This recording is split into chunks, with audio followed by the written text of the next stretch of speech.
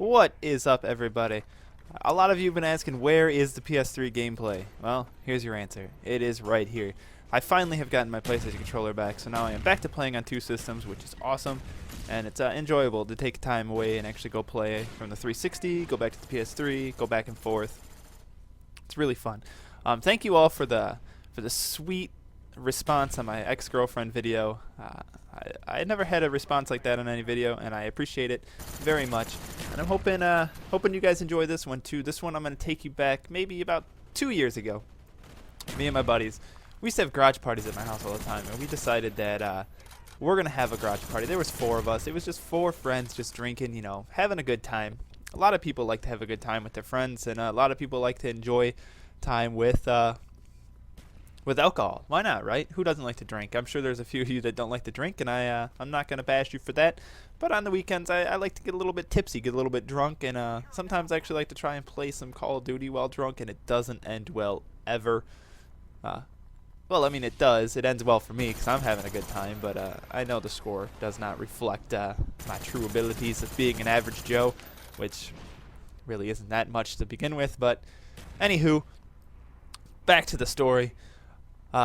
Here we are. We're sitting in my garage. We're drinking. I think we went and bought like a $5 fifth of I don't know, like what the hell is it? Like Lieutenant Jack or something. I have no idea. It's something really cheap. 5 o'clock vodka. Something cheap. You know, we're poor as hell. We're just little young guys. We're just working in retail. You know, making a little bit of cash money and having a good time while doing it. So here we are, sitting in my garage. We're sitting there just drinking away, and you know, we're getting a little bit tipsy. We're getting a little bit hammered. We're having a good time, and we decide that we're gonna go walk around. So, you know, usually when you're drunk and you decide to walk around a neighborhood, it doesn't really end well. Usually something happens where you're in trouble with the law, or you do something stupid that you don't remember until you wake up. Well, here we are. We're walking around, and we decide that I don't know if you guys have seen the CKY videos or even Jackass where they go jumping in bushes. I think Bam Margera jumped in a shit ton of bushes, you know. So we decided that we're gonna go jump in bushes. Why not? Sounds like a great idea. Sounds like a perfect plan. Let's go jump in some bushes.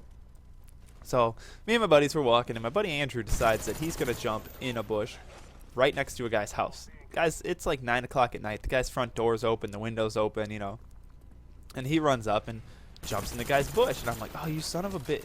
You know, he gets up real quick and runs away. The guy doesn't see us, thankfully, you know. So here we are, we're just circling around, having a good old time, jumping in bushes. And we end up at a church, and the church has a big bush, so we jump in that, you know. It's just a really, really good time. And as we're walking back, me and my buddy Craig, we happen to see what looks to be a cop car. You know, it's dark and you're drunk. It looks to be a cop car. So as we're telling everyone to be quiet, you know, this might be a cop in front of us. My buddy Andrew decides that for some reason he's going to Superman punch a for sale sign in front of this guy's house. So all we hear is this loud, ridiculous, just boom, just rattle behind us as we think a cop is right in front of us by this time. And I mean, as soon as he hit it, the car that we thought was a cop was driving by. Lucky for us, it ended up being a minivan, which, you know, you look at it now, I try to figure out how in the hell I thought a minivan was a cop car, but I guess in my drunken state of mind that it was what I thought was a cop car. So, you know. But anyway, we continue on the rest of the night, and we still have the alcohol with us. You know, we're still drinking as we're walking. So we get to another church parking lot, which is at the corner of my street.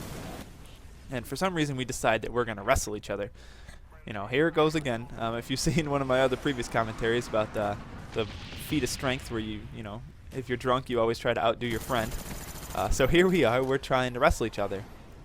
And he gets one of my buddies down. Andrew does. He gets one of my buddies down like a complete chokehold. And he's choking him out, whatever. So then I'm like, all right, you got to let him go. He's going to pass out. Like, you know, you're drunk. You don't know what the fuck's going on. And here's your buddy about to pass out. So I jump in there and I get him off of there. Well, somehow he ends up getting like 3 rocks in my mouth. I don't know how. Maybe I was breathing through my mouth. I don't know how it happened, but we get he get 3 rocks in my mouth, and I'm sitting on the ground and I got 3 rocks in my mouth, and I'm trying to get him out. And he's for some reason has me in the crippler crossface. A few of you might know what that is. Chris Benoit, the You know, he had a move called the crippler crossface, and it's kind of where you like put your buddy's arm through your legs and you like grab their face and you kind of pull back on their head, you know, with your two hands, and it, you know, like a crossface. I can't really explain it, but I'm sure most of you guys know what it is. And he has me to crippler crossface, and I can't talk, and he's trying to get me to say uncle, but I got these 3 rocks in my mouth, plus his hands covering my mouth, pulling my head up. So finally, this guy lets me go, and I don't know. He's like, "I'll beat your ass, dog. I'll beat your ass." I'm like, "Dude, you had rocks in my mouth. I don't get how you beat my ass, but whatever."